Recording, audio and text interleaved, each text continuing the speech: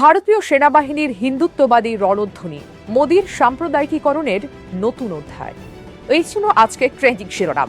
বিস্তারিত নিয়ে আপনাদের সঙ্গে আছি আমি সালাম মাহজাবিন।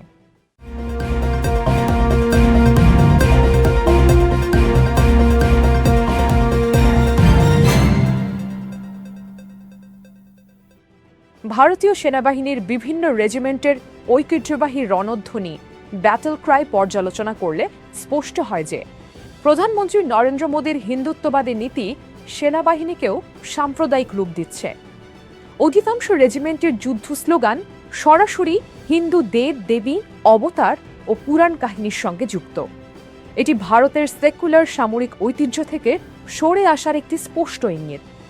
শিখ রেজিমেন্টের জবলে সোর নিহাল সতশ্রী আকাল, গোর্খা রাইফেলসের জয় মহাকালী আয়ো গোর্খালি, রাজপুত রেজিমেন্টের বোল বজরং বলি কি জয়, রাজপুতানা রাইফেলসের রাজা রামচন্দ্র কি জয়, গারওয়াল ও কুমায়ুন রেজিমেন্টের কালী বদ্রীনাথ বজরং বলির জয়ধ্বনি, ডোগরা ও জম্মু কাশ্মীর রাইফেলসের দুর্গা মাতার নাম, মারাঠা লাইট ইনফ্যান্ট্রির হর হর মহাদেব।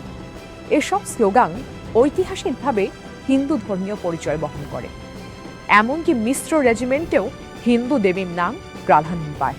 মোদী সরকারের আমলে এই রণধ্বনিগুলোকে আরও জোরালোভাবে প্রচার ও প্রাতিষ্ঠানিকীকরণ করা হচ্ছে। শহর স্থাপনার নাম পরিবর্তনের পাশাপাশি সেনাবাহিনীর এই ধর্মীয় রূপান্তর ভারতের বৈচিত্র্যপূর্ণ সামরিক ঐতিহ্যকে সংকুচিত করছে। সমালোচকরা একে হিন্দুত্ববাদী ফ্যাসিবাদের সামরিকীকরণ বলে অভিহিত করছেন, যা সংখ্যালঘু সৈনিকদের মধ্যে বিচ্ছিন্নতা তৈরি করতে পারে। অন্যদিকে বাংলাদেশ সেনাবাহিনীর একটি নতুন ব্যাটালিয়নের কোম্পানিগুলোকে চার খলিফার নামে নামকরণ করায় কিছু মহল ইসলামীকরণ বলে সমালোচনা করছে। এখানে দ্বৈতমান স্পষ্ট। ভারতে হিন্দু দেবদেবীর নামে রণধ্বনি ও নামকরণকে ঐতিহ্য বলা হলেও মুসলিম সংখ্যাগরিষ্ঠ বাংলাদেশে ইসলামী ঐতিহ্যের প্রতিফলনকে সমস্যা হিসেবে দেখা হচ্ছে। এই বিশ্লেষণে প্রতীয়মান হয় যে মোদীর হিন্দুত্ব নীতি ভারতীয় সেনাবাহিনীকে ধর্মনিরপেক্ষতা থেকে দূরে সরিয়ে নিয়ে যাচ্ছে।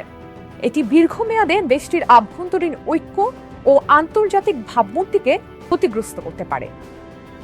বাংলাদেশ সহ অন্যান্য দেশের উচিত এই দ্বৈতমানের বিরুদ্ধে সোচ্চার হওয়া। আজ এ পর্যন্তই।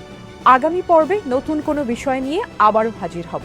সে পর্যন্ত ভালো থাকুন, সুস্থ থাকুন।